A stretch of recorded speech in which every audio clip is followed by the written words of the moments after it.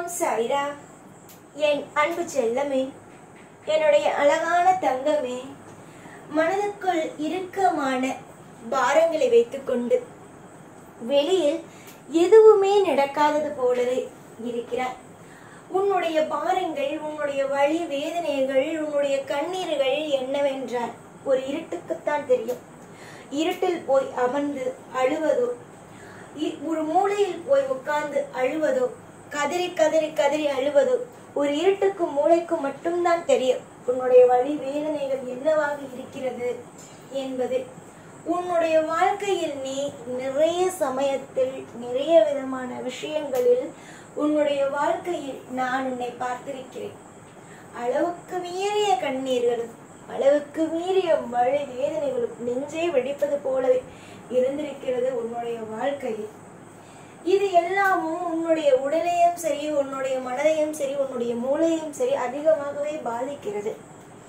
நான் ஒரு விஷயத்தை சொல்கிறேன். நீங்க மனிதர்களாக பிறந்தால் எல்லா விதமான விஷயத்தையும் கடந்துதான் ஆக வேண்டும். அதுவும் ஒருவன் அவனுடைய வாழ்க்கையில் மிகப்பெரிய அளவில் கஷ்டப்படுகிறான், மிகப்பெரிய அளவில் வலியையும் வேதனைகளையும் சம்பாதிக்கிறான் என்றால் அவனுக்கு அடுத்த பிறவி என்ற ஒன்று கிடையாது என்பதும் தான் உண்மை. அதுதான் நிதர்சனமான உண்மையே ஆகும். நீ உன்னுடைய வாழ்க்கையில் இப்பொழுதும் சரி, உன்னுடைய வாழ்க்கையில் நீ விவரம் தெரிந்ததிலிருந்து சரி, படிக்கும் காலத்திலிருந்தே ஒவ்வொரு விஷயமாகவே நீ பார்த்து கொண்டு இருப்பது, நீ சந்தித்து கொண்டு இருப்பது, உன்னுடைய வாழ்க்கையில் நடந்து கொண்டு இருப்பது எல்லாவற்றையும் நீ உற்று பார்த்தாயானால் உனக்கே தெரியும் உன்னுடைய வாழ்க்கையில் அடுத்த கட்டம், அதாவது அடுத்த பிறவி இருக்கிறதா இல்லையா என்பதை. நீ என்னிடம் அடிக்கடி கேட்கிறாய், எனக்கு அடுத்த பிறவி வேண்டாம், அடுத்த ஜென்மம் வேண்டாம், என்னுடைய வாழ்க்கையில் நான் இந்த விஷயத்தை, இப்பொழுது இருக்கும் இந்த காலகட்டத்தை, இப்பொழுது இருக்கும் இந்த நரகத்தை நான் கழித்தால் போதும். ஏனென்றால் நான் பலவிதமான காயங்களையும் வலி வேதனைகளையும் நான் சம்பாதித்து விட்டேன். இதற்கு பிறகு ஒரு பிறவி எடுத்து நான் வாழ்ந்து கஷ்டங்களை அனுபவித்து இப்பொழுது இருக்கும் மனிதர்களை விட அப்பொழுது இருக்கும் மனிதர்களை நான் புதிதாக சம்பாதித்து வாழ்வது எல்லாம் என்னால் இயலாத ஒரு காரியம் சாய். எனக்கு இப்பொழுது கொடுத்திருக்கும் இந்த ஒரு வாழ்க்கையில் கஷ்டத்தை கொடுக்கிறீர்கள், இதோடு நிறுத்திவிட்டு என்னுடைய வாழ்க்கையில் அடுத்த சந்தோஷத்தை கொடுத்து இந்த ஜென்மத்தோடு என்னுடைய ஆயுளை முடியுங்கள் என்பதுதான் உன்னுடைய மிகப்பெரிய ஒரு கோரிக்கையாக உள்ளது. என்னிடம் இப்பொழுது இருக்கும் நபர்கள், பக்தர்கள், பிள்ளைகள் அனைவரும் கேட்பது, எனக்கு ஆடம்பரமான வசதிகள் வேண்டும், ஆடம்பரமான வாழ்க்கை வேண்டும், ஆடம்பரமாக இருக்க வேண்டும், நான் விரும்பியது நடக்க வேண்டும், வாழ்க்கையில் கேட்டது கிடைக்க வேண்டும் என்பது. ஆனால் நீ என்னிடம் கேட்பது கொஞ்சம் வித்தியாசமாக உள்ளது. அது என்னவென்றால், எனக்கு கஷ்டத்தை கொடுத்து விட்டீர்கள், இதற்கு பிறகாவது நல்லதை கொடுங்கள், இது கொடுத்து விட்டு என்னுடைய ஆயுளை முடித்து விட்டு எனக்கு அடுத்த ஜென்மத்தை கொடுக்காதீர்கள் என்பது மிகப்பெரிய ஒரு விஷயமாகவே உள்ளது. அவ்வளவு சீக்கிரம் இதை யாரும் கேட்பது அல்ல. இதை யார் கேட்பார்கள் என்றால், வாழ்க்கையை முற்றிலுமாகவே கஷ்டத்தை அனுபவித்து சந்தோஷத்தை அனுபவித்து வாழ்க்கை என்றால் என்ன என்பதை தெரிந்து கொண்ட ஒருவர்கள் தான் அடுத்த ஜென்மமே வேண்டாம் என்பார்கள். அப்படிப்பட்ட வலி வேதனைகளை நீ சம்பாதித்து விட்டாய். அத்தனை விதமான பாரங்களை நீ உன்னுடைய மனதுக்குள் சுமந்து விட்டாய். புரிகிறதா? நான் இவ்வளவு தூரம் உன்னுடைய வாழ்க்கையை பற்றி பேசுகிறேன் என்றால் எவ்வளவு உன்னுடைய வாழ்க்கைக்கும் இந்த சாய்க்கும் நெருக்கம் உள்ளது என்பதை பார். உன்னுடைய வாழ்க்கையில் முற்றிலுமாக நான் இல்லை என்று நினைக்கிறாய், ஆனால் உன்னுடைய வாழ்க்கையில் முற்றிலுமாக நான் இருக்கிறேன்.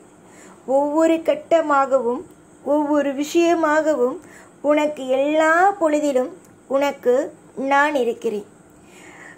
எல்லா விஷயத்தையும் நீ நன்றாக யோசித்து முடிவெடுப்பாய்.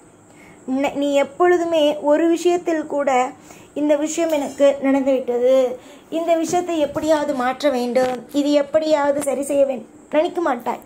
இது நடந்து விட்டது, இன்னும் அடுத்தது என்ன என்பதை மட்டுமே தான் பார்ப்பாய். உன்னுடைய எண்ணங்களும் யோசனைகளும் கொஞ்சம் வித்தியாசமாக இருக்கும் மற்றவர்களை விட. நீ கொஞ்சம் திறமைசாலிதான். எவ்வளவு கஷ்டங்கள் எவ்வளவு நஷ்டங்கள் வந்தாலும் தாங்கக்கூடிய தைரியமும் விஷயங்களும் உனக்கு உண்டு. உன்னை பார்க்கும் பொழுதும் சரி, உன்னுடைய வாழ்க்கையில் ஒவ்வொரு விஷயங்களையும் உனக்கு கொடுக்கும் பொழுதும் சரி, அதை நீ பெற்றுக்கொள்ளும் விதத்திலும் சரி சில வித்தியாசங்கள் இருக்கும். சில விதமான ஆச்சரியங்கள் உண்டாக்கும்.